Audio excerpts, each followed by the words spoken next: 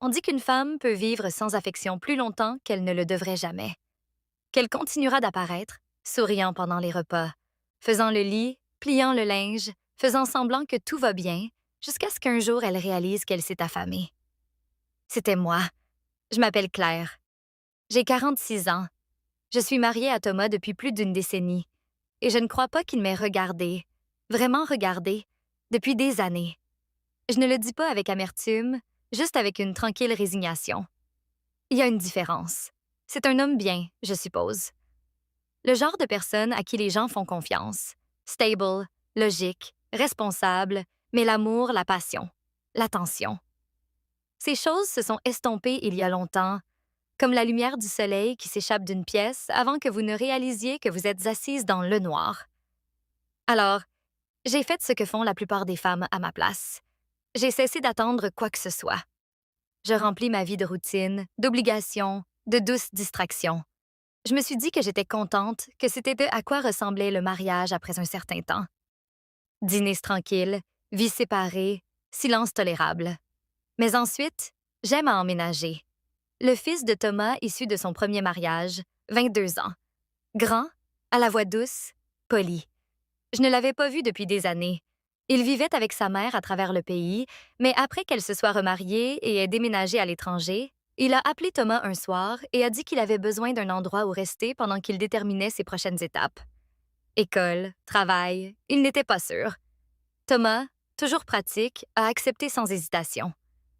Juste le temps qu'il se remette sur pied, m'a-t-il dit par-dessus le bruit de sa brosse à dents électriques, comme si nous discutions d'un robinet cassé. Je n'ai pas argumenté. Je ne le fais jamais. Mais quelque chose a changé le jour où J'aime est arrivé. C'était peut-être la façon dont il me regardait. Non pas avec attente ou jugement, juste avec présence. Comme s'il me voyait même quand je ne voulais pas être vue. Il m'a serré dans ses bras lorsqu'il a franchi la porte. Non par obligation, mais avec chaleur. Il sentait l'océan, le sel, le vent, quelque chose de libre. Et quand il a souri, quelque chose de peu familier a remué lentement dans ma partie centrale. Un clignotement de vie dans un endroit que je croyais éteint depuis longtemps. Cette première semaine, j'ai gardé mes distances. C'était le fils de Thomas, après tout. Mon beau-fils. J'ai préparé des repas, nettoyé la chambre d'amis, tenu des conversations polies. Mais J'aime était différent du garçon dont je me souvenais. Il était observateur, réfléchi, gentil de manière discrète, comme lorsqu'il remplissait mon café sans demander, ou mettait de sa musique en pause quand j'entrais dans la pièce, ou offrait de porter les courses sans qu'on le lui dise. Thomas n'a rien remarqué de tout cela. Bien sûr que non. Il travaillait tard comme toujours. Récemment, c'est comme s'il disparaissait en lui-même dans les emails de travail, les scores sportifs, le bourdonnement des nouvelles du soir. Nos conversations sont maintenant comme des transactions commerciales. As-tu payé la facture? N'oublie pas que la voiture doit être révisée. Nous n'avons plus de détergent. C'est le langage de notre mariage. J'aime cependant parle en silence. Un soir après le dîner, je l'ai trouvé dans la cuisine faisant la vaisselle. Il avait retroussé les manches de son T-shirt, révélant des avant-bras saupoudrés de soleil. J'aurais dû m'éloigner. Au lieu de cela, je suis restée là, appuyée contre le comptoir, comme si c'était la chose la plus naturelle du monde. Tu n'as pas à faire ça, ai-je dit. Il a regardé par-dessus son épaule et a souri. Je sais, j'aime juste aider. Et ce n'était même pas seulement les mots, c'était la façon dont il les disait. Aucune attente, aucun sous-texte, juste la vérité. Je me souviens de la façon dont la lumière de la lampe touchait son profil. La mâchoire forte, les yeux silencieux qui me rappelaient davantage un poète que son père. Il s'est essuyé les mains avec un torchon et s'est tourné pour me faire face entièrement. Il y eut une pause, un battement de trop, puis il a demandé « Es-tu heureuse? » J'ai cligné des yeux. « Quoi? » « Ici, » a-t-il dit plus doucement. « Maintenant, dans cette maison avec mon père. » Je n'ai pas répondu tout de suite. Ma gorge était serre. Oh, mais personne ne m'avait posé cette question depuis des années. J'ai dégluti. « Pourquoi demandes-tu cela? » Il a hésité. Son regard s'est baissé un instant. « Je suppose que tu sembles seule. » C'était là, à découvert. Et au lieu de le nier, Au lieu de l'écarter avec une blague, je me suis retrouvée à murmurer. Je crois que oui. Il a fait un pas de plus. Pas trop près. Juste assez. Tu ne devrais pas l'être. Je ne sais pas combien de temps nous sommes restés là, l'air s'étirant entre nous comme quelque chose de fragile. J'ai entendu les pas de Thomas à l'étage, étouffés, se déplaçant vers la chambre. Et comme un sort qui se brise, je me suis détournée. Bonne nuit, ai-je dit trop rapidement, reculant avant de dire quelque chose que je ne pouvais pas retirer.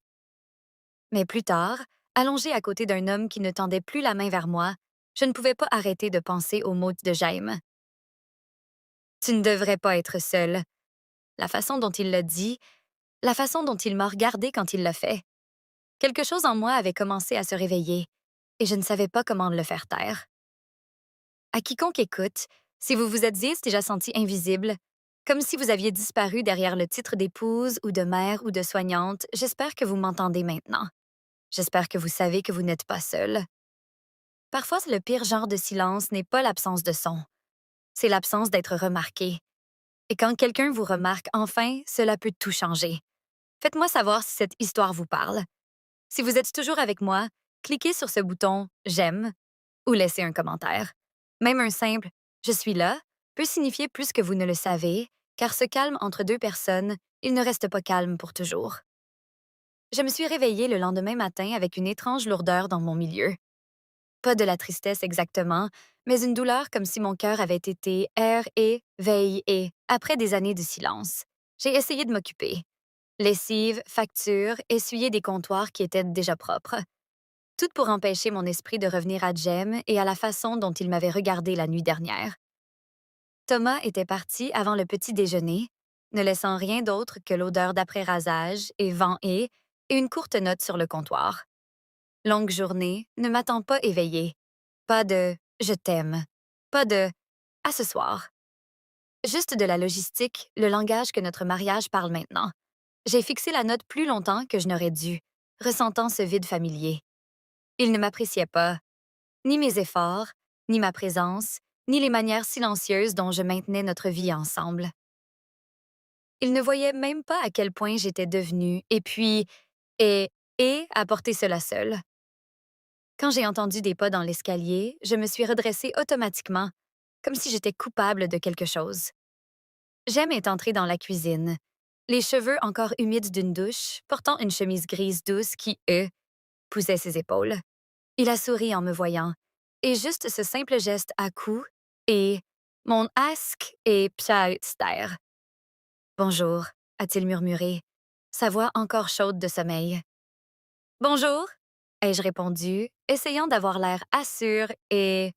Il s'est rapproché pour atteindre une tasse dans le placard, et pendant un instant, son bras a effleuré le mien. C'était à peine un rapprochement, un murmure vraiment, mais cela a envoyé une vague de chaleur le long de ma colonne vertébrale. Je me suis éloignée rapidement, faisant semblant d'ajuster la machine à café. Ça va? A-t-il demandé gentiment. J'ai hoché la tête.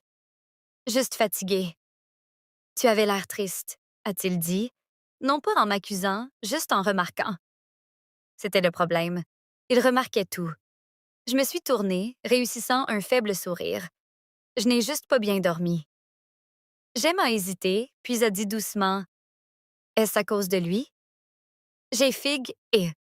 Mes mots, ce sont S-E, par et, S. J'aime. Il a regardé vers le bas, comme s'il avait peur d'être allé trop loin. Je suis désolée. J'entends juste des choses. La façon dont vous parlez à peine tous les deux. La façon dont il entre et sort sans même demander comment tu vas. C'est parfois difficile à voir. Difficile à voir. Ces mots ont touché plus profondément qu'ils n'auraient dû. J'ai expiré lentement. Le mariage n'est pas toujours ce que les gens pensent, tu sais. Il a rencontré mes yeux alors, et quelque chose de non dit s'est resserré et entre nous.